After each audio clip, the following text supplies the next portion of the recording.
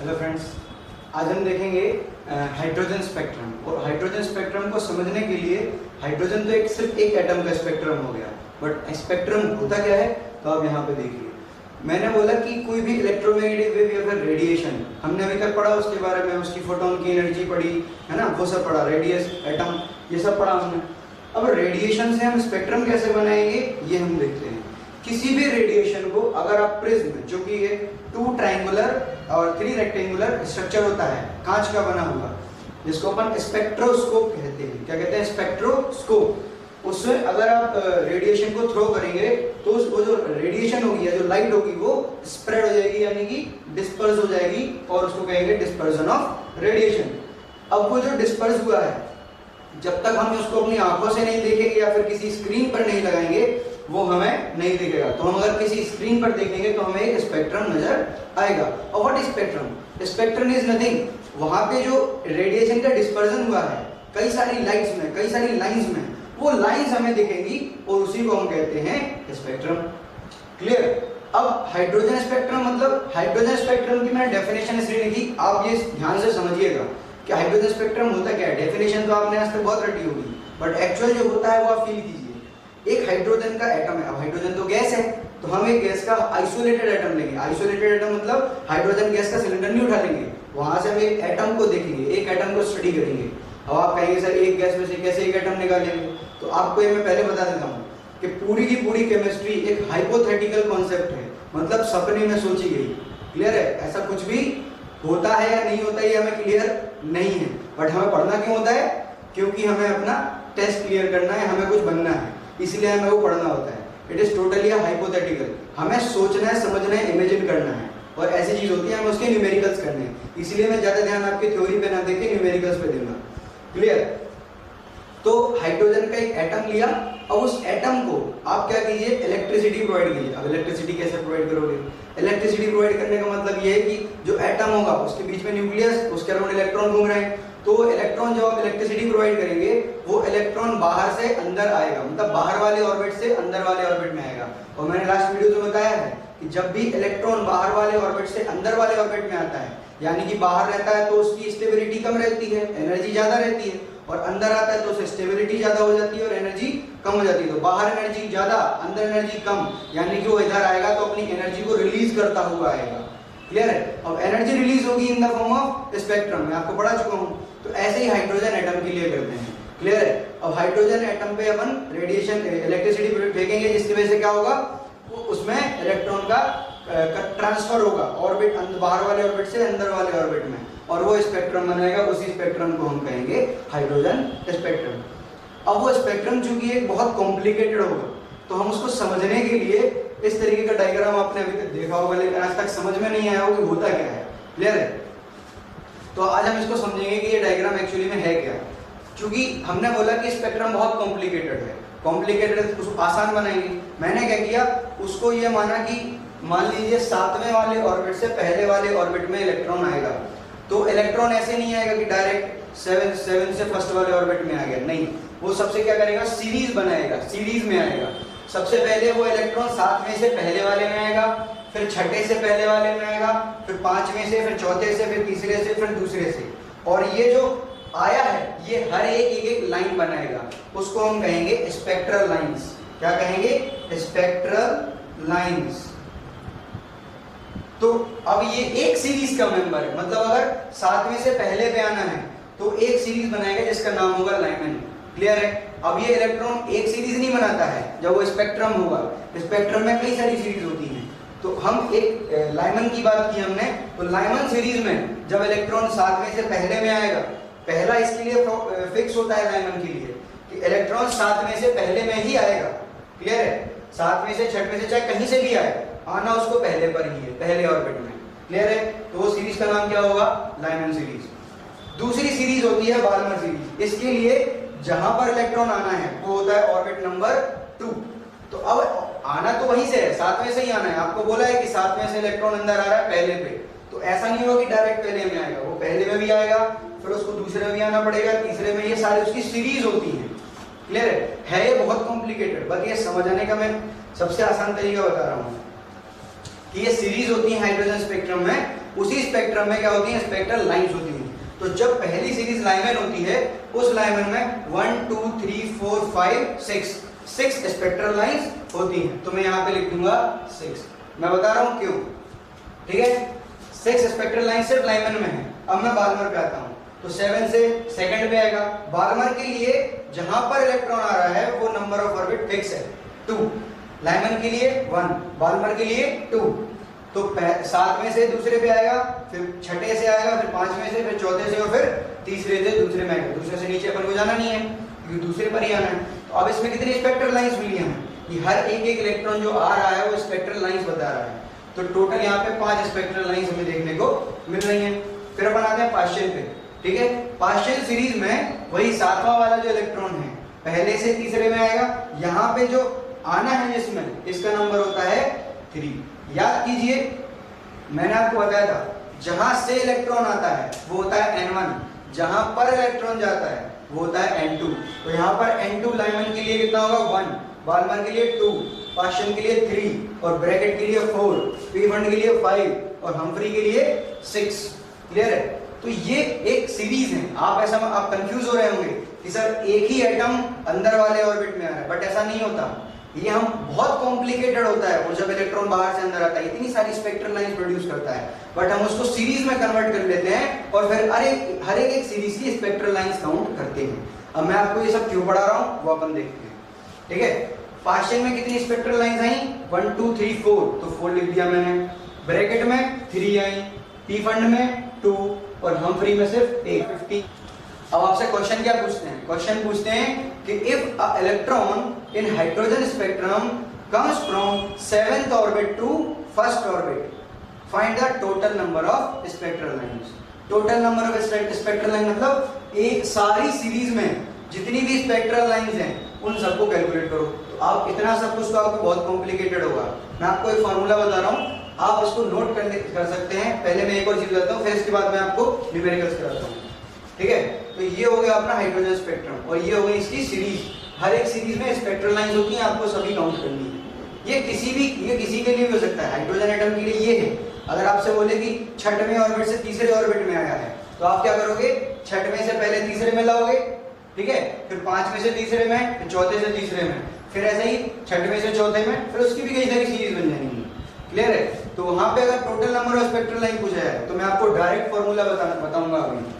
अब हम देखते हैं कि हर एक ऑर्बिट की एनर्जी सेम होती है।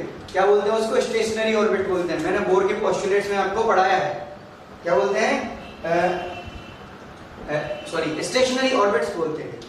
स्टेशनरी ऑर्बिट्स का मतलब क्या होता है कि पूरे ऑर्बिट में एनर्जी कांस्टेंट रहेगी उस इलेक्ट्रॉन की। एनर्जी तभी चेंज होगी जब ऑर्बिट चेंज होगा। तो वो देखते हैं कि कौन से ऑर्बिट में कितनी एनर्जी होती है।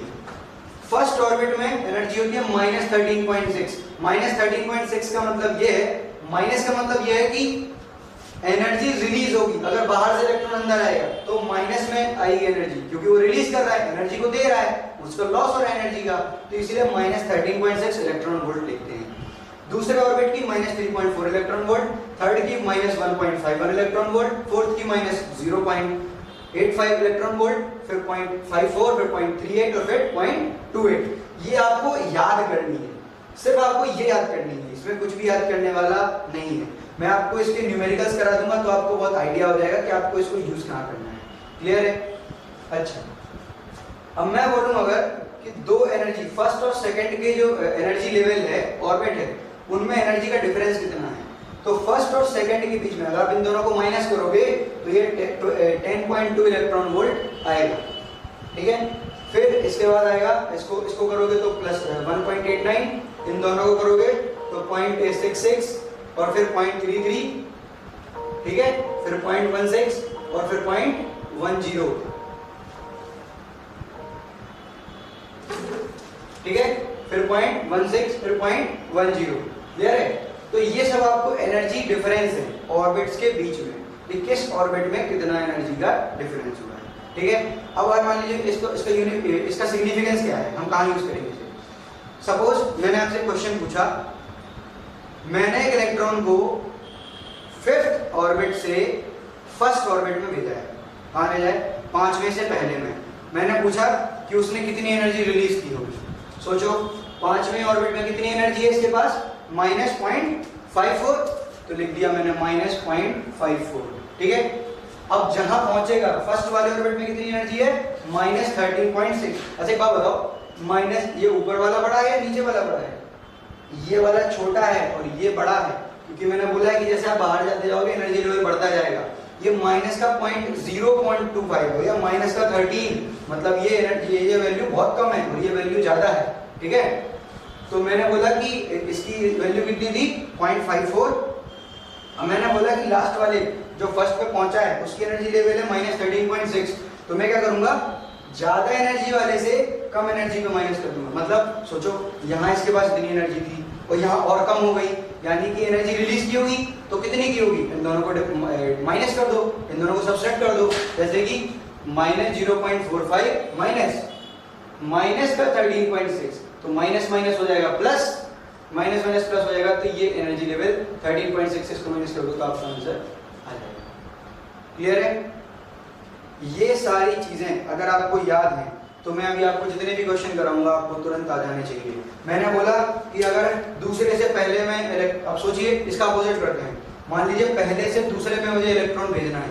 अब याद कीजिए, जब पहले से दूसरे भेजना है यानी कि नीचे तो उसको न्यूक्लियस अट्रैक्ट कर रहा होगा बीच में, तो हमें उसको एनर्जी देनी पड़ेगी। इलेक्ट्रॉन को बाहर निकालने के लिए एनर्जी देनी पड़ती है, और इलेक्ट्रॉन जब बाहर से अंदर आता है तो एनर्जी रिलीज करता है। अब इलेक्ट्रॉन को जब एक फर्स्ट से सेकंड ऑर्बिट में मुझे भेजना है तो उसको एनर्जी देनी पड़ेगी। कितनी एनर्जी देनी पड़ेगी, यहाँ -13.6 है जो कि बहुत कम है, अब वहां पहुंचा तो -3.4 इलेक्ट्रॉन वोल्ट हो गई। मतलब इन दोनों का डिफरेंस कितना है, 10.2 इलेक्ट्रॉन वोल्ट। यानी कि मुझे फर्स्ट से सेकंड ऑर्बिट में किसी इलेक्ट्रॉन को भेजना है तो मुझे प्लस 10.2 इलेक्ट्रॉन वोल्ट एनर्जी देनी पड़ेगी। क्लियर है ना। ये सब आप नोट्स बनाते जाइए, आपके बहुत काम आएगा। अब मैं आपको बता रहा हूं total number of spectral lines calculate करने का तरीका। सपोज अब देखना 7वें से पहले वाले में आ रहे थे इस हाइड्रोजन स्पेक्ट्रम में, तो 7वें से पहले में आ रहे हैं, कहां से चले हैं, 7वें से, तो N1 कितना हो जाएगा 7, ठीक है। कहां पर पहुंचे हैं, फर्स्ट पे, तो N2 कितना हो जाएगा 1। अब देखिए फॉर्मूला क्या होता है, total number of spectral lines is equal to N1 minus N2 into N1 minus N2 plus 1, ठीक है, डिवाइड बाई 2, ठीक है। अब मैं इसको सॉल्व करता हूँ, सॉल्व करेंगे, बहुत आसान है। N1 कितना है अपना 7 माइनस N2 कितना है 1, ठीक है। 7 माइनस 1 प्लस 1, तो -1 से +1 कैंसिल, डिवाइड बाई 2, यहाँ पे कितना आएगा 6 मल्टीप्लाई बाई यहाँ पे 7 डिवाइड बाई 2। क्लियर है। तो इसका आपका आंसर 21 आ जाएगा, ठीक है। तो आपको तरीके आने चाहिए सॉल्व करना, ठीक है, कॉन्सेप्ट आना चाहिए जो कि मैंने आपको बता दिया। क्लियर है। अच्छा, अब हम एक नया टॉपिक लिखने जा रहे हैं,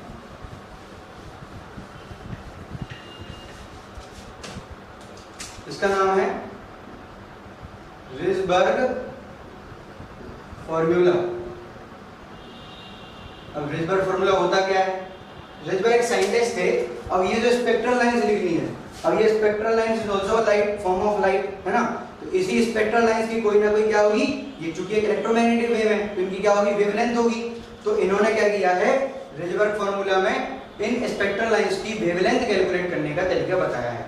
तो फॉर्मूला होता है 1/λ is equal to r/z² 1/n2² minus 1/n1²। ये जो है रिजबर्ग का फॉर्मूला होता है। इसमें जो r होता है, इस r को कहते हैं रिजबर्ग कांस्टेंट। क्या बोलते हैं, रिजबर्ग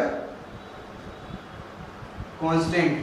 इस रिजबर्ग कांस्टेंट की जो वैल्यू होती है, देखो रिजबर्ग कांस्टेंट की वैल्यू मैंने ऊपर लिख रखी है, कितनी होती है 1.1 × 10⁻⁷ मीटर इनवर्स। अब देखिएगा ये सिर्फ r की वैल्यू है रिजबर्ग कांस्टेंट की, बट हमें जरूरत पड़ेगी 1/r की। तो 1/r की वैल्यू आप हमेशा याद रख लीजिए 912 एंगस्ट्रॉम। इसके मैं अभी न्यूमेरिकल्स कराऊंगा नेक्स्ट वीडियो में, तो वहां पे ये सब बताऊंगा। क्लियर है। तो आप इतना याद रखिए, हाइड्रोजन स्पेक्ट्रम में आपको दो तरीके, सबसे पहले क्वेश्चन कैसे पूछे जाएंगे। सबसे पहला टाइप का क्वेश्चन ये है कि आपको कौन सा जो ऑर्बिट है वो कहां से कहां इलेक्ट्रॉन आ रहा है और उसमें कितनी सीरीज बनती है, सीरीज का नंबर पता होना चाहिए। सीरीज के लिए n1 की वैल्यू कितनी है, n2 की वैल्यू है कितनी है, वो भी पता होना चाहिए। अब मैंने एक और चीज वहां पे लिख रखी थी कि जो लाइमन सीरीज होती है उसकी जो स्पेक्ट्रल लाइंस होती हैं वो आपको अल्ट्रावायलेट रीजन में मिलती है। किस रीजन में मिलती है, अल्ट्रावायलेट रीजन में। और उसके बाद मैंने बाल्मर लिखवाया था, बाल्मर के लिए अल्ट्रावायलेट नहीं मिलती है, उसके बाद आती है विजिबल मिलती है, और बाकी की जितनी होती है वो इंफ्रारेड मिलती है। यानी कि अगर आपसे बोला जाए कि जो हाइड्रोजन स्पेक्ट्रम था इनमें से कौन सी स्पेक्ट्रम को हम देख सकते हैं, हमारे आंखों की जो रेटिना होती है वो कैच कर सकती है, वो सिर्फ होती है बाल्मर सीरीज। क्योंकि बाल्मर सीरीज की जो स्पेक्ट्रल लाइंस होती है वो कौन सी रीजन में आती है, विजिबल रीजन में आती है। क्लियर। नेक्स्ट इससे एक और चीज होती है फर्स्ट लाइन और लास्ट लाइन। फर्स्ट लाइन का मतलब ये है कि जो लास्ट में वो लाइन आती है ना, जैसे कि अगर मैं बोलूं लाइमन के लिए फर्स्ट लाइन का मतलब ये होता है कि जो सेकंड से फर्स्ट में आया है वो फर्स्ट लाइन है। क्योंकि लास्ट का मतलब क्या होता है, सबसे लास्ट ऑर्बिट में आता है, और लास्ट का कोई अंत नहीं है, यानी कि इंफिनिटी। वो मैंने 7 इसलिए लिखा क्योंकि अपन वहां तक सिर्फ पढ़ रहे हैं, उसके ऊपर भी बहुत सारी चीजें होती हैं। क्लियर है। तो आपको क्या करना है, फर्स्ट लाइन का मतलब ये है कि जो नजदीक वाले ऑर्बिट से इलेक्ट्रॉन आया हो, और लास्ट लाइन का मतलब इंफिनिटी से इलेक्ट्रॉन आया हो। क्लियर। तो ये first line, second line, last line का मतलब हो गया। ठीक है, ये सब चीजें आपको पता होनी चाहिए। इसके जो है न्यूमेरिकल्स मैं आपको नेक्स्ट वीडियो में कराऊंगा। Thank you so much.